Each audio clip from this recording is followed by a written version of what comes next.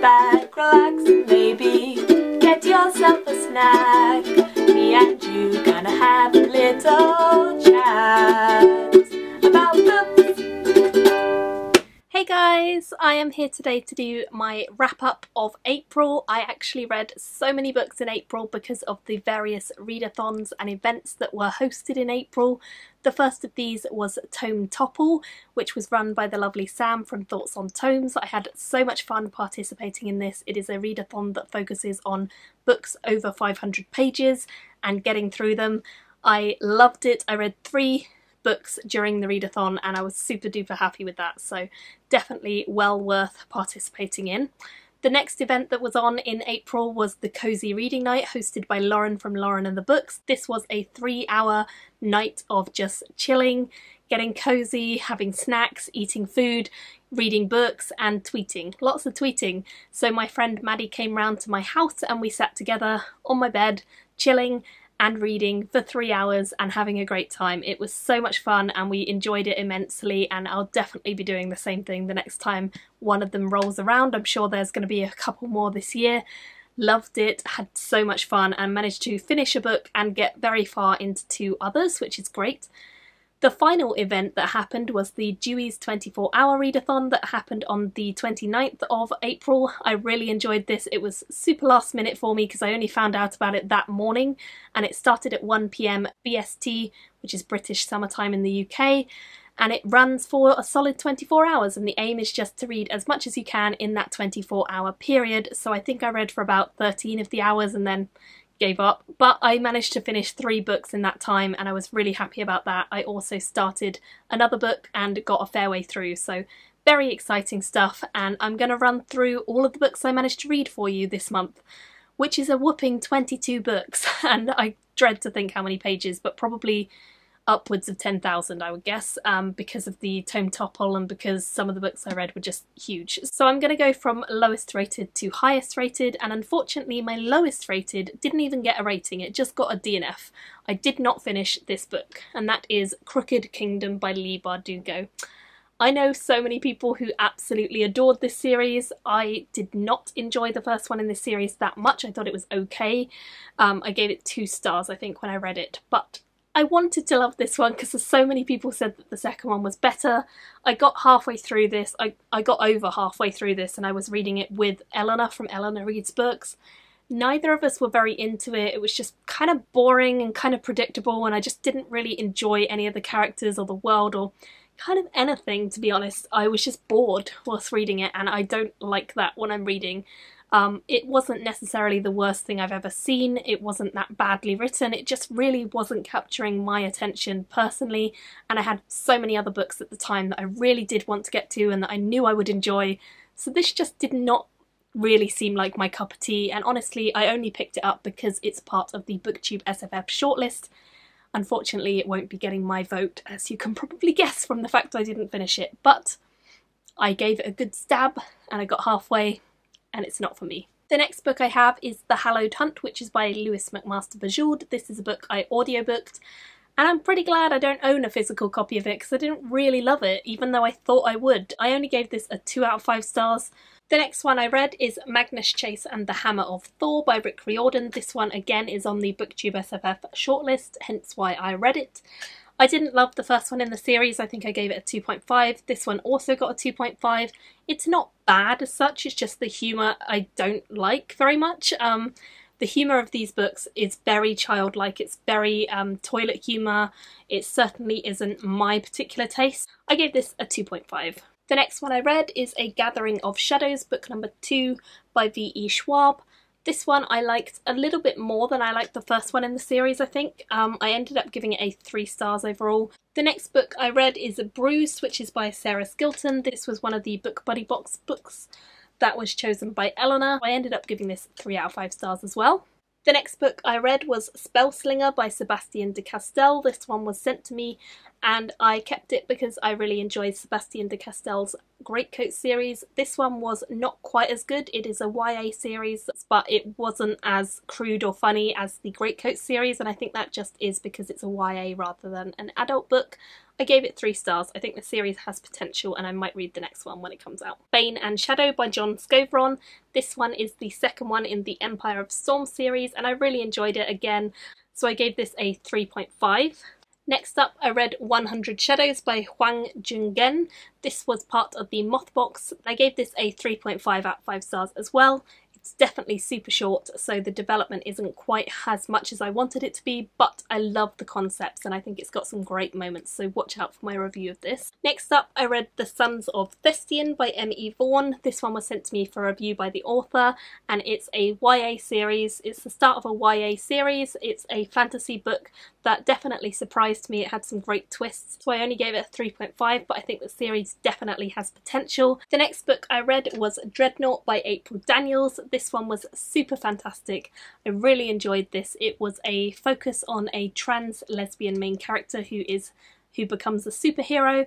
I gave it 4 stars. The next book I read was Sephiril's Hand, which is by Melissa McPhail. This one is a fantastic self-published start to an epic fantasy series. I love the beginning of this. I think the potential for this world is fantastic. I gave this a 4 stars as well. The next book I read is China Miéville's Perdido Street Station, my first Miéville book, and one I really enjoyed. I buddy read this with James. We had a great time reading it, and we both gave it, I think, 4 or 5 stars. I gave it 4. I really love the uniqueness of this world. It's such a different creative world. It's very crude, it's very dark, it's very bloody, but if you like all of that, then it's a fantastic little read. The next book I read was also in a Moth box recently, and that is Little Nothing by Marissa Silver. This is kind of a magical realism-y book. I will be reviewing this because I think it's just crazy cool, and yeah, I want to talk about it, but it's awesome. So I gave this 4 stars. Also, the writing in this is absolutely beautiful. The next book I read has a beautiful cover too, and that is The Dragon's Blade Veiled Intentions. I was sent this by the author ages ago to review, and I finally got around to it. I'll be doing a full review of it. It's the second one in the series. It's an epic fantasy series. It's super duper fun, and I love this one as well, so I ended up giving this a 4 out of 5 stars too. The next book I read is a short little novella. It is The Word for World is Forest by Ursula K. Le Guin. I adored this. It took me a bit of a time to get into it, but oh my goodness, once I did, I was hooked in. It's a sci-fi, it's part of the Hainish cycle, it's fantastic. Ursula Le Guin is genuinely a queen of science fiction. And I gave this one a 4.5 out of 5 stars because it is so good. Another novella that recently I read and also claimed a 4.5 stars rating from me is River of Teeth by Sarah Gailey, which is such an exceptional little read. Diversity in this is fantastic. It revolves around a troupe of heroes who are rounding up feral hippos. It's fantastically weird, and I've done a review of this which will be up super soon, so keep your eyes open for that. The next book I read is the third one in the Greatcoat series. This is Saint's Blood by Sebastian de Castell. I adore this series. I absolutely love the characters from this, and I ended up giving this one a 4.5 out of 5 stars too. The next book I read was The Grace of Kings by Ken Liu. This is an Oriental and Asian inspired epic fantasy series, or the start of one. I adored this. I loved it so much. I've done a full review that will be up really soon. And I can't rave more highly about this. I loved it so much. I'm so excited for when the next one comes out in paperback, which is June, because I will be picking it up ASAP. The next book I read that also got a 4.5 stars is And the Rest is History by Jodie Taylor. This is the 8th book in the Chronicles of St. Mary series. I have reviewed the first 7 in a joint review, which I will link below. I will be reviewing this one very soon. I adored it. It's fantastic. It's British. It's so funny. It's really entertaining to read. It's about historians travelling through time. What more could you want? I gave it a 4.5 stars. Within the Sanctuary of Wings, which is the 5th and final book in the Memoirs of Lady Trent series by Marie Brennan. I adored this. It was so good, but so sad to see the series end. I hope she writes more in a similar world or with spin-off characters or something. I love this world so much and these people so much, and I think it's a great concept for a book series. I honestly adore this series so much. I've reviewed the first 4 and I will review this very soon. It's just great. It's so great, and if you love dragons or if you love history and natural history in particular, I really think you're going to adore this series. I did, and I gave this 5 stars. And the final 2 books were actually rereads for me, but both of them did get 5 stars. And if you know anything about me and my channel and who I would give 2 5 stars to, you know I'm talking about the absolute queen of fantasy, Robin Hobb. So, her new book, which is called Assassin's Fate, comes out on the 4th of May. I am so excited, I cannot even contain my excitement. So in order to prepare myself for the epic, emotional, horrible, fantastic ride that Assassin's Fate promises to be, I reread the first 2 in the Fits and the Fools series. I could have reread every book by her, but I decided that would take a bit of time, so I only reread these 2 because this is the series where she will be completing. The first one is Fool's Assassin. That is this one. It is gorgeous. And then the second one in the series is Fool's Quest. Again, gorgeous and sparkly.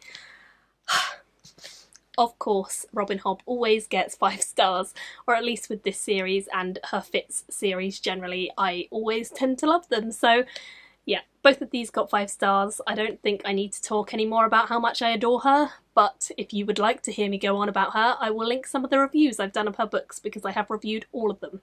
So look out for that if you're excited to read some of her works as well. So that, my friends, was everything I read in the month of April. Honestly, I am astounded about how many pages I managed to get through. It was a really good reading month in terms of volume of reading. I would say there's been a lot of really good books as well.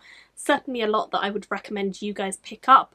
I will be reviewing all the ones I haven't yet reviewed, so there are reviews coming. I'm slightly behind, but they're coming. And yeah, look out for those. Let me know down below if you've read any of the books I spoke about, or if you have any exciting plans to read some of them.